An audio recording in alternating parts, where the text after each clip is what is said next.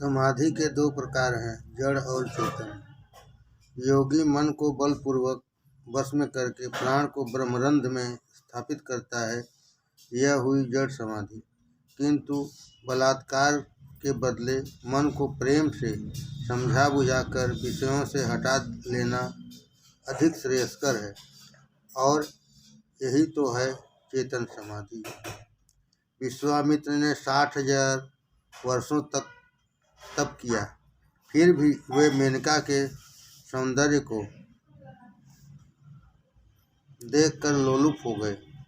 इसका कारण यही है कि उनकी समाधि जड़ थी। समाधि तो साहजिक होनी चाहिए, साधो सहज समाधि भली। साहजिक समाधि श्री कृष्ण लीला ही में है। कृष्ण लीला और बांसुरी के श्रवण करते समय चाहे आंखें खुली हो ही हो क्यों न हो, समाधि लग ही जाती है। कृष्ण लीला और बांसुरी के श्रवण करते समय चाहे आंखें खुली ही क्यों न हो, समाधि लग ही जाती है। गोपियों ने आंखें मूंद कर, नाक पकड़कर समाधि लगाने का प्रयत्न कभी नहीं किया। गोपियों की समाधि स्वाभाविक साहजिक समाधि थी। यह भोगी शरीर योगाभ्यास कर नहीं सकता। भोगी यदि योगी बनने का प्रयत्न करेगा तो रोगी बन जाएगा। योग का सर्वप्रथम साधन है ब्रह्मचर्य। ब्रह्मचर्य के पालन के बिना योग सिद्धि की प्राप्ति का प्रयत्न करने वाला अधोगति में के गर्त में गिरता है। कृष्ण कथा है ही ऐसी कि वह जगत को अनायास ही भुला देती है। जगत में बस कर रहकर भी उसको भूल जाना है। यह भागवत ग्रंथ ऐसा दिव्य है कि 7 ही दिनों में मुक्ति दिलाता है। राजा परीक्षित इस ग्रंथ का श्रवण करके 7 ही दिनों में जगत को भूलकर कृष्ण में तन्मय हो गए थे। बड़े बड़े ज्ञानी महात्माओं को भी यह आशंका थी कि राजा परीक्षित मात्र 7 दिनों में मुक्ति कैसे पाएगा। मात्र 7 ही दिनों में राजा के ज्ञान, भक्ति और वैराग्य की अभिवृद्धि करने के हेतु ही इस कृष्ण कथा का आयोजन किया गया था, क्योंकि कृष्ण कथा में तन्मयता होने पर ही तो उसे इच्छित मुक्ति मिल पानी थी। इस जगत को भूलने के लिए ही तो योगी आंख मूंद कर प्राणायाम करते हैं, किंतु इस जगत को भूल जाना सरल नहीं है। योगी के लिए जगत को भूलना आसान नहीं है, तो गोपियों के लिए जगत को याद करना आसान नहीं है। योगी के लिए जगत को भूलना आसान नहीं है, तो गोपियों के लिए जगत को याद करना आसान नहीं है। कृष्ण कथा आंखें मूंदने, नाक पकड़ने या प्राणायाम करने की आवश्यकता नहीं है। यह जगत को अनायास ही भुला सकती है। मन का निरोध तब होता है जब किसी का उसके साथ विरोध नहीं होता है। मन में विरोध और वासना न रखो। विरोध और वासना निरोध में बाधक है। जगत के किसी भी जीव के लिए विरोध न रखो। जगत के किसी भी जीव के लिए विरोध न रखो। जगत के भोग्य पदार्थों की वासना न करो। निरोध होने पर अनायास ही मुक्ति मिल जाती है। श्री कृष्ण लीला से अनायास ही मन का निरोध हो जाता है। जगत की विस्मृति और भगवान की अखंड स्मृति ही तो निरोध है। जगत की विस्मृति और भगवान की अखंड स्मृति ही तो निरोध है। उतना वासना आँखों में आ बसती है, सो आँखों को कृष्ण की बाल रूप माधुरी में स्थिर करो। तो आँखों को कृष्ण की रूप माधुरी में स्थिर करो और कान को कृष्ण कथा से जोड़ दो। यदि यह संसार सुंदर है तो इस सुंदर संसार का निर्माता तो न जाने कितना सुंदर होगा। क्या ऐसा विचार तुम्हारे मन में कभी आया भी है? मनुष्य सौंदर्य दर्शन के लिए कश्मीर जैसे दूर दूर के स्थानों में घूमता रहता है। अजी, वहाँ क्यों जाते हो? सच्चा सौंदर्य तो अंतर में है, ईश्वर में है, उसे देखने का प्रयत्न करो। परमात्मा के किसी भी स्वरूप से तन्मय होने पर मुक्ति मिल सकती है। भागवत का कहना ऐसा है ही नहीं कि मात्र श्री कृष्ण स्वरूप में ही लीन हो जाओ। तुम चाहे जिस रूप में तन्मय हो जाओ, ईश्वर के जिस रूप में तुम्हें श्रद्धा हो उसी रूप को अपनाओ। श्री परमात्मा का कोई भी रूप मुक्ति दाता है। श्री शंकराचार्य भी कहते हैं, भगवान के किसी भी रूप में श्रद्धापूर्वक तन्मय हो जाओ, उसकी अनन्य रूप से भक्ति करो। जिस किसी रूप में संपूर्ण श्रद्धा हो उसकी अनन्य भक्ति करो और अन्य रूपों को उसी का अंश मानकर वंदन करो। इस प्रकार अन्य रूपों में अंशात्मक प्रेम रखने से भक्ति में राग द्वेष नहीं आएगा और वही अनन्य भक्ति होगी। नारी अपने पति के प्रति अनन्य प्रेम रखती है, फिर भी अपने अन्य सभी कुटुंबी जनों की भी सेवा प्रेम से करती है। अर्थात स्त्री का पति प्रेम अनन्य है और अपने अनन्य रिश्तेदारों के प्रति अंशात्मक प्रेम रखती है। ऐसे अंशात्मक प्रेम से पति प्रेम में कुछ न्यूनता तो होती ही नहीं है। हमें अपने मनपसंद प्रभु रूप से उस नारी की भांति ही अनन्य रूप से भक्ति करनी है और साथ ही साथ ईश्वर के अन्य रूपों को भी आदर देना है। श्री कृष्ण अनायास मुक्ति दाता है। मुक्ति आत्मा को नहीं, मन को मिलती है। आत्मा तो नित्य मुक्त है, बंधन मुक्त तो मन को करना है। मन को मुक्ति मिलने के बाद आत्मा मुक्त पने का अनुभव करता है। आत्मा को जब कोई बंधन ही नहीं है तो फिर मुक्ति का तो प्रश्न ही कैसे पैदा हो सकता है। विषयों का बार बार चिंतन करते रहने के कारण मन उसमें फंस जाता है और बंध जाता है। आत्मा तो परमात्मा का ही अंश है, अतः उसका बंधन तो एक कल्पना मात्र ही है। कोई आत्मा को परमात्मा का अंश मानता है तो कोई इन दोनों को एक मानता है। कुछ लोग आत्मा परमात्मा में अंशी का भाव मानते हैं। जीव ईश्वर का अंश है। भगवान ने गीता में कहा है, ममैव वांशो जीव लोके। इस सूत्र की व्याख्या करते हुए श्रीमद् शंकराचार्य ने कहा है, अंश इव जीव। आत्मा ईश्वर का अंश जैसा है, अंश नहीं। जीव ईश्वर का अंश तो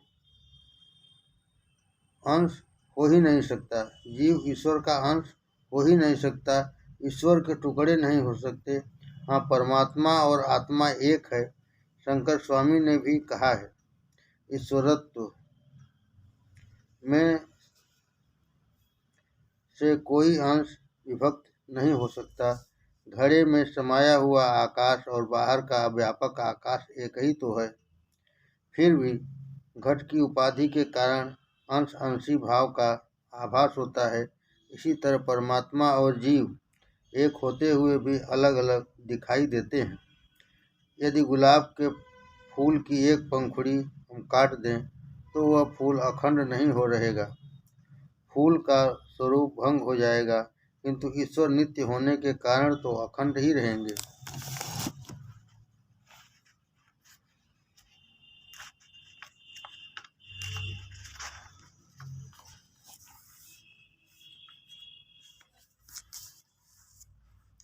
उपासना के हेतु अंशी और अंश के भेद किए गए हैं, किंतु तत्वतः दोनों एक ही हैं।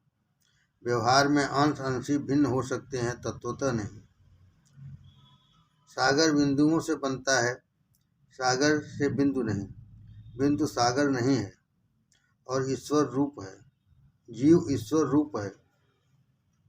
रामानुजाचार्य आदि संतों के अनुसार परमात्मा अंशी है और आत्मा अंश।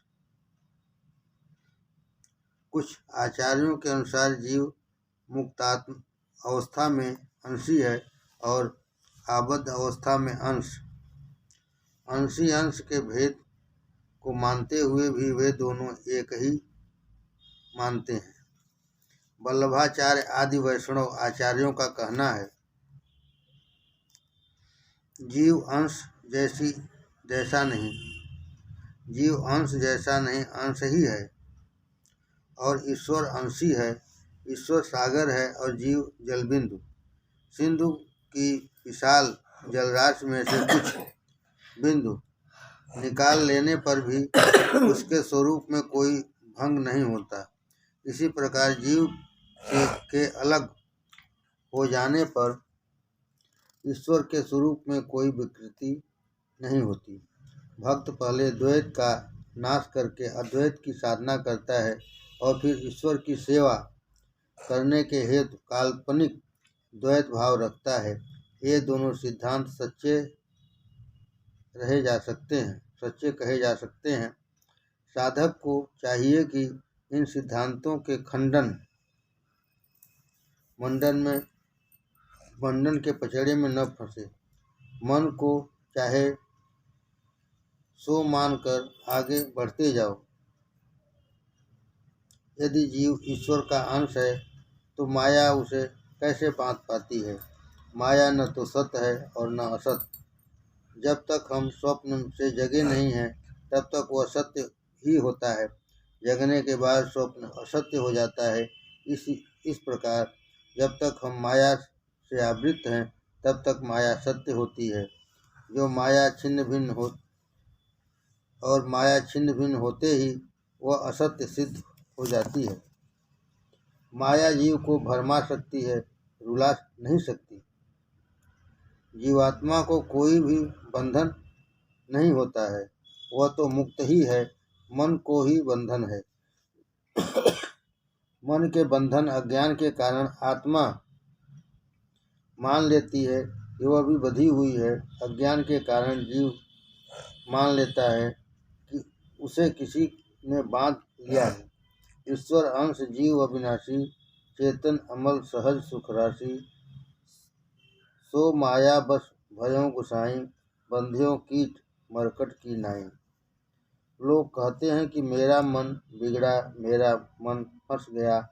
कोई ऐसा नहीं कहता कि मैं बिगड़ गया हूँ, मेरी आत्मा भ्रष्ट हो गई है। आत्मा तो मन का दृष्टा है, साक्षी है। मन की कोई स्वतंत्र सत्ता नहीं है। आत्मा के आदेशानुसार उसे काम करना पड़ता है।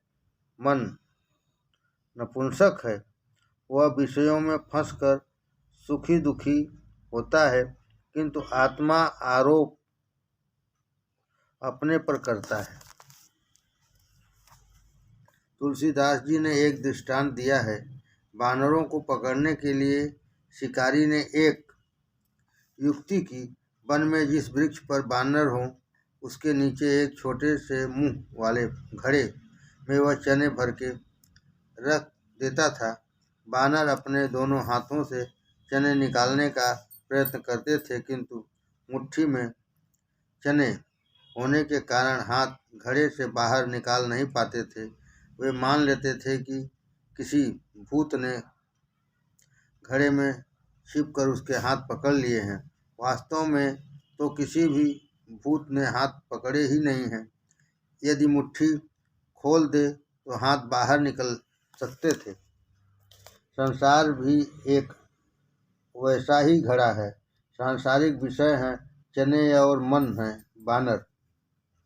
मन अहंतावश विषयों को अपने मुट्ठी में बंद किए रहता है, फिर भी मानता है कि किसी ने बांध लिया है। विषयों को ममता अहम की मुट्ठी से मन ने पकड़ रखा है और स्वयं ही छोड़ नहीं रहा है। जीव का बंधन बानर के जैसा ही है। इन दोनों का बंधन अज्ञान मूलक है। अज्ञान का नाश होने पर बंधन नहीं रहता। अज्ञान ही उपाधि दूर होते ही अज्ञान की उपाधि दूर होते ही परमात्मा और आत्मा एक हो जाते हैं। माया ने सांसारिक घड़े में विषयों के चने भर दिए। समझ बूझ कर यदि इन विषय रूपी चनों को छोड़ दिया जाए तो फिर मुक्ति ही है। अपने पुत्र के घर भी पुत्र का जन्म हुआ। फिर बूढ़ा घर छोड़कर वृंदावन या काशीवास करना नहीं चाहता। अपने पुत्र के घर भी पुत्र का जन्म हुआ। फिर बूढ़ा घर छोड़कर वृंदावन या काशीवास करना नहीं चाहता। पहले तो वह कहता था कि अपने पुत्र के विवाह हो जाने पर मैं गृहत्याग करूँगा। अब वह कहता है कि मेरा छोटा पुत्र मुझे जाने नहीं देता। काशी वृंदावन में सेवा चाकरी भी कौन करेगा। इधर बूढ़े के पुत्र सोचते हैं यदि ये बूढ़ा वृंदावन चला गया तो उसकी पेंशन की रकम से हाथ धोना पड़ेगा, क्योंकि वह वहीं मंगा लेगा। वहाँ वह सारी रकम साधु संतों में लुटा देगा। यदि वहाँ घर में ही वह रहे यदि यहाँ वह घर में ही वह रहे तो रकम घर में ही खर्च होती रहेगी। बाजार से साग सब्जी भी लाएगा, हमारे बच्चों की देखभाल करेगा, और यदि हम रात को सिनेमा देखने जाएंगे तो घर भी संभालेगा। इस तरह बूढ़ा और उसके बच्चे एक दूजे को छोड़ते नहीं हैं। दोनों की अपनी अपनी वासना है, अपने अपने स्वार्थ हैं। मन यदि विषयों में से हटकर ईश्वर का चिंतन करने लगे तो मुक्ति मिलती ही है। देहाध्यास छूटा और वृत्ति ब्रह्माकार हुई तो मुक्ति ही है। विषयों का ही चिंतन करने वाला मन अशुद्ध है, विषयों का चिंतन त्यागने वाला मन शुद्ध है। अनादिकाल से विषयों का चिंतन करते रहने की मन की आदत सी हो गई है। यदि यही मन श्री कृष्ण कथा का चिंतन श्रवण मनन करने लगे तो विषयों का विचार करने की आदत छूट सकती है। इंद्रियों के स्वामी हैं श्री कृष्ण। आँखों का श्री कृष्ण से संबंध जोड़ो, सर्वत्र और सभी में ईश्वर के दर्शन करो। इंद्रिय रूपी गोपी का आत्मा के साथ मिलन करना है। 5 इंद्रियों के विषय भी 5 हैं। यदि इंद्रियां अपने अपने विषयों से अलग हो जाएं तो आत्मा के साथ उनका मिलन होगा। इंद्रिय गोपी को प्रभु के साथ विवाहित कर दो। इंद्रिय गोपी को प्रभु के साथ विवाहित कर दो। गोकुल लीला का तात्पर्य है गोपियों की जीते जी मुक्ति। श्री कृष्ण ने गोपियों को मुक्त करने के लिए ही गोकुल लीला की थी। गोपियों को वो जीते जी मुक्त करना चाहते थे। गोपियाँ चाहे अपने घर में रहें, उनका मन विचलित न हो, ऐसा उन्होंने किया।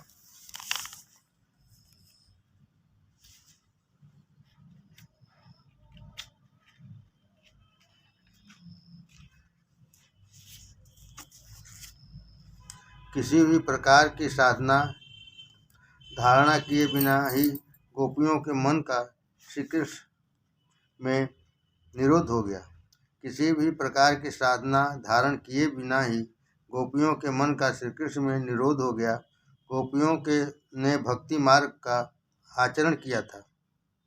महाप्रभु कहते हैं, मुझे नया कुछ भी कहना नहीं है, मैं तो गोपियों का मार्ग ही बतलाता हूँ। लौकिक रूप के प्रति जितनी आसक्ति है उतनी यदि भगवान में हो जाए तो संसार के बंधन छूट जाएंगे। लौकिक रूप के प्रति जितनी आसक्ति है उतनी यदि भगवान में हो जाए तो संसार के बंधन छूट जाएंगे। श्री कृष्ण का सौंदर्य ही ऐसा है, उसे देखने के बाद जगत का सौंदर्य सुहाना ही नहीं है। श्री कृष्ण अति सुंदर है, श्री कृष्ण अति सुंदर हैं, जगत सुंदर है, ऐसा मानने से काम दृष्टि पैदा होती है। श्री कृष्ण कथा में तन्मयता अनायास ही हो जाती है। परमात्मा हमारी सभी इंद्रियों को विषयों में से हटाकर अपनी ओर आकर्षित कर लेते हैं। जिसका मन मधु है उसी के घर पर माखन कन्हैया ग्रहण करता है।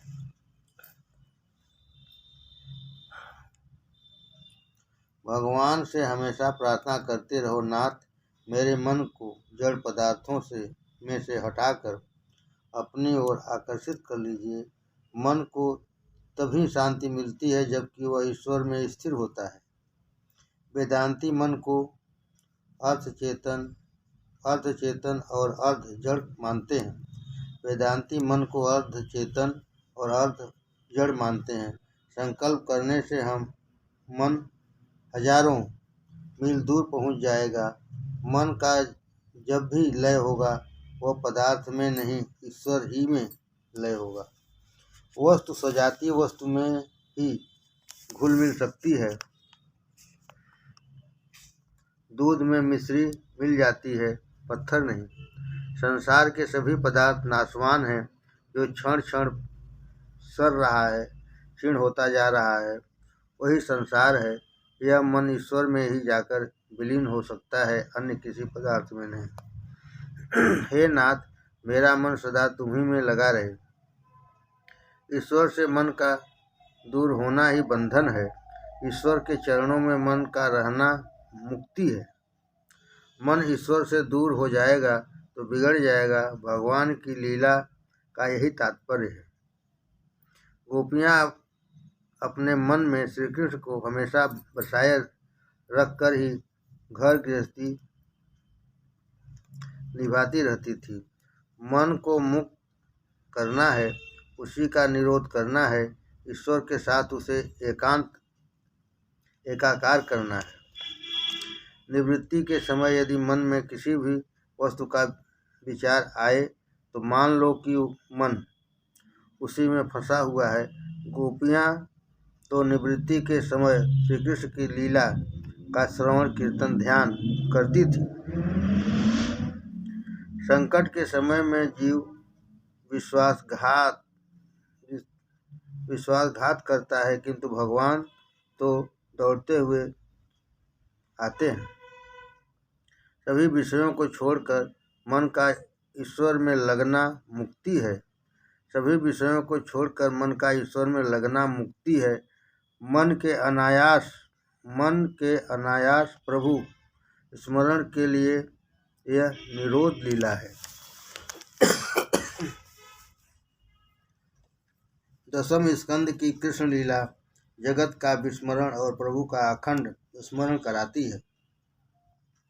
गोपियाँ सारे जगत को भूलकर मात्र कृष्ण को याद करती रहें, इसी हेतु यह कृष्ण लीला है। कृष्ण लीला में मन को लगा देने से जगत भुलाया जा सकेगा। शरीर चाहे कहीं भी हो, मन को गोकुल वृंदावन में ही बसाए रहो। जो मरकर जिए और जीकर मरे वही सच्चा सूर है। जो मरकर जीता है वह मुक्ति पाता है। मृत्यु ही तो मुक्ति है। गोपियाँ घर का काम काज करते हुए भी कृष्ण में ऐसी लीन हो जाती थी कि न करने जैसा काम भी कर बैठती थी। चूल्हे में लकड़ी के साथ साथ बेलन जला देती थी। काल धक्के देकर निकाले और हमें रोते हुए संसार छोड़ना पड़े, इसकी अपेक्षा समय पर सावधान होकर समझबूझकर जंजाल से मुक्त होना श्रेष्ठ है। बुद्धि परमात्मा को पकड़ नहीं पाती। नायमात्मा प्रवचनेन लम्यो न मेघया न बहुना श्रुतेन यमय वैश वृणते तेन लम्यस्तैव आत्मा विवृते तनुष्याम। परमात्मा न तो वेदाध्ययन से मिलते हैं और न शास्त्र श्रवण या बुद्धि चातुर्य से। आत्मा जिस पुरुष पर कृपा करता है उसी को उसकी प्राप्ति होती है, अथवा जो उसे प्राप्त करना चाहता है उसे वह मिलता है।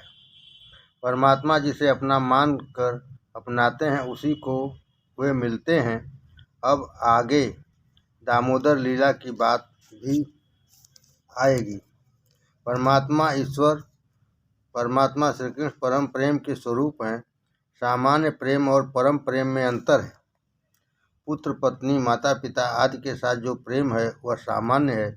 जगत के सभी पदार्थ और जीवों के प्रति जो निस्वार्थ प्रेम होता है वह है परम प्रेम। जगत के सभी पदार्थ और जीवों के प्रति जो निस्वार्थ प्रेम होता है वह है परम प्रेम। जीव बड़ा अयोग्य अपात्र है। वह मन से आँखों से हमेशा पाप करता रहता है, फिर भी ईश्वर तो उससे प्रेम ही करते हैं। ईश्वर जीव से प्रेम करते हैं, उस पर प्रेम बरसाते हैं और उससे प्रेम ही की अपेक्षा करते हैं। वे प्रेम से ही बस में हो सकते हैं, वे धन से बस में नहीं होंगे, क्योंकि वे स्वयं लक्ष्मीपति हैं। जब शारीरिक बल, द्रव्य बल, ज्ञान बल आदि सब हार जाते हैं, तब प्रेम बल की ही जीतता है। प्रेम बल सर्वश्रेष्ठ है। प्रेम बल परमात्मा को वश में करने का साधन है। कुछ लोग पूछते हैं कि भाई परमात्मा से प्रेम किस प्रकार किया जा सकता है। घर के लोग हमें सुख सुविधा देते हैं, अतः हम उनसे प्रेम करते हैं। उसी प्रकार मान लो परमात्मा की कृपा से ही हम सुखी हैं।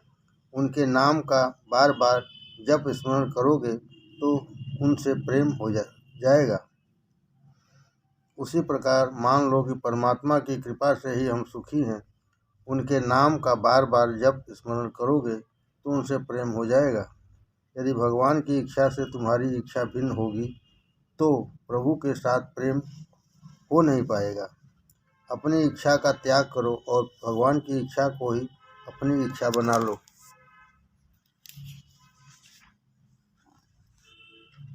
वैष्णव अपनी इच्छा को भगवान की इच्छा के साथ एक रूप करके उसमें लीन हो जाता है।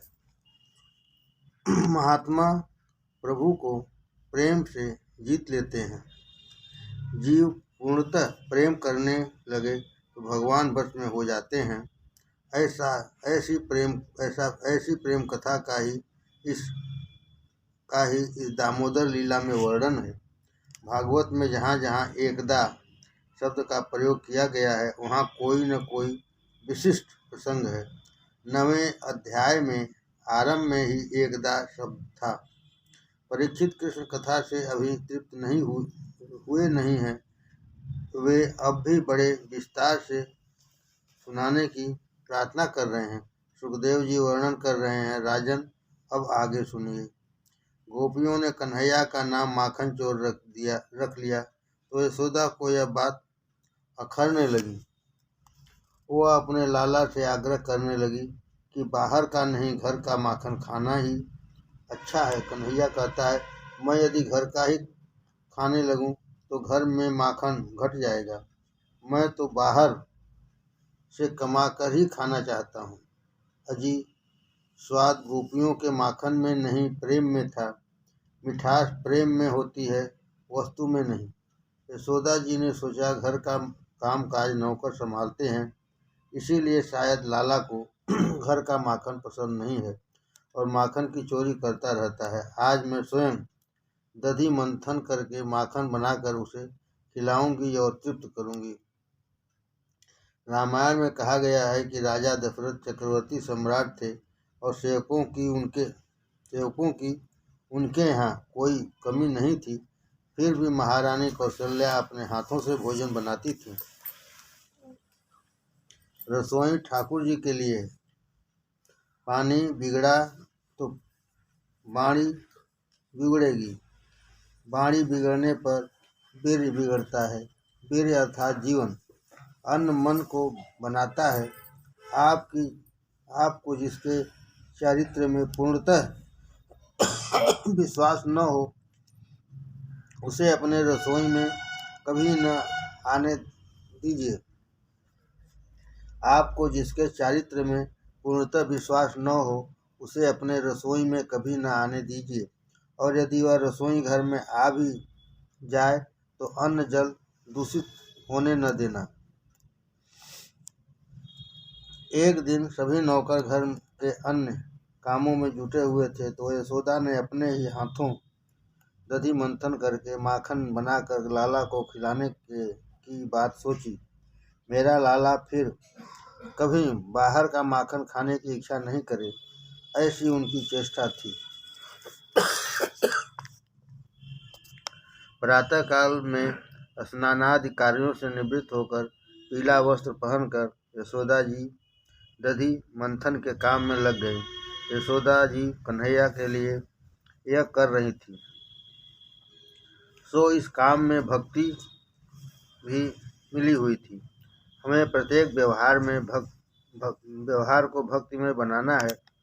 घर में झाड़ू बुहारी करना भक्ति है, क्योंकि हमारा घर ठाकुर जी का ही तो है। यदि घर में कहीं कूड़ा करकट होगा तो ठाकुर जी अप्रसन्न हो जाएंगे। भोजन बनाते समय भी सोचा जाए कि ठाकुर जी खाने जा रहे हैं। भोजन बनाना भी भक्ति ही तो है। कई बार बहनें पूछती हैं, हमारा कुटुंब बहुत बड़ा है, सो सारा समय रसोई घर में ही बीत जाता है, प्रभु सेवा के लिए समय बचता ही नहीं है। अरे बड़ा कुटुंब तो अच्छे भाग्य वालों को ही मिलता है। घर के सभी लोगों को भगवान ही का रूप मानकर उनकी सेवा करते रहो। संसार सागर है और सांसारिक विषय दही। आरंभ में विषय मधुर होते हैं, अंत में कटु। सांसारिक विषयों का विवेक से मंथन करने वाला भक्ति रूपी माखन पाता है। सांसारिक विषयों का विवेक से मंथन करने वाला भक्ति रूपी माखन पाता है। ऐसा प्रेम रूप भक्ति रूप माखन परमात्मा को अर्पण करो। परमात्मा प्रेम के सिवाय और कुछ नहीं मांगते। माता यशोदा पुष्टि भक्ति का स्वरूप है। उनके दर्शन पाओगे तो कृष्ण के दर्शन पा सकोगे। यशोदा का दर्शन अर्थात मुक्ति की आराधना। यशोदा जी शुद्ध भक्ति का स्वरूप हैं और ऐसी शुद्ध भक्ति ही प्रभु को बांध सकती है। दधी मंथन के समय माता जी की शोभा कैसी थी, सुखदेव जी वर्णन नहीं, माता जी के उस सौभाग्यमान स्वरूप का दर्शन कर रहे हैं। क्षौमम वशम पृथुक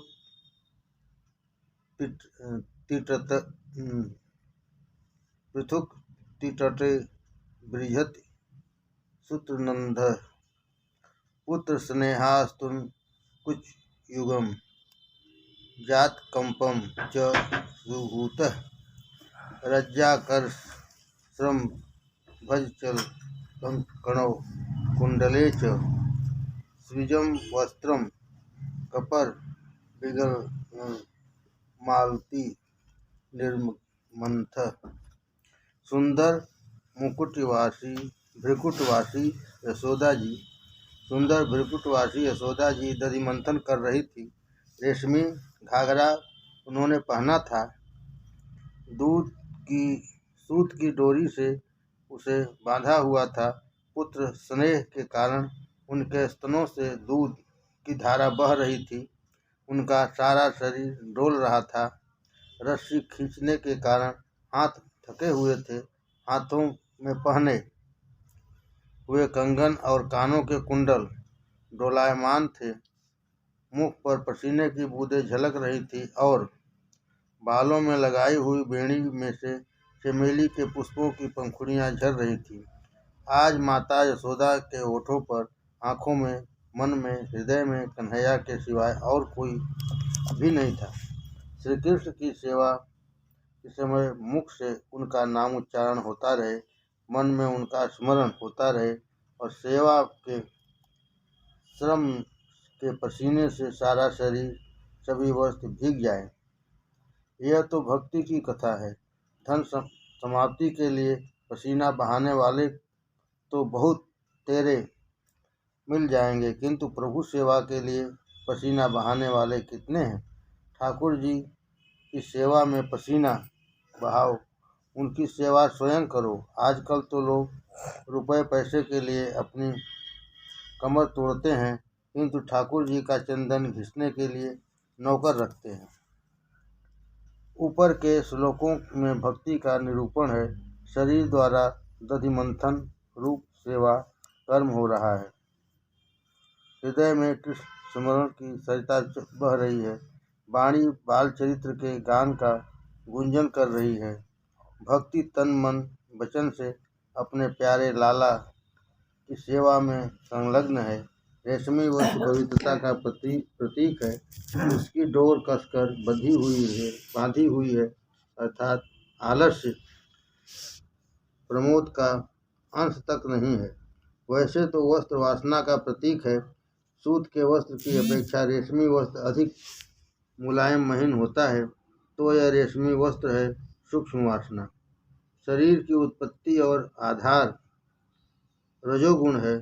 सूक्ष्म वासना नहीं होगी तो शरीर भी नहीं रहेगा। वासना निशेष हो जाने पर जीव ईश्वर के से एक रूप हो जाता है।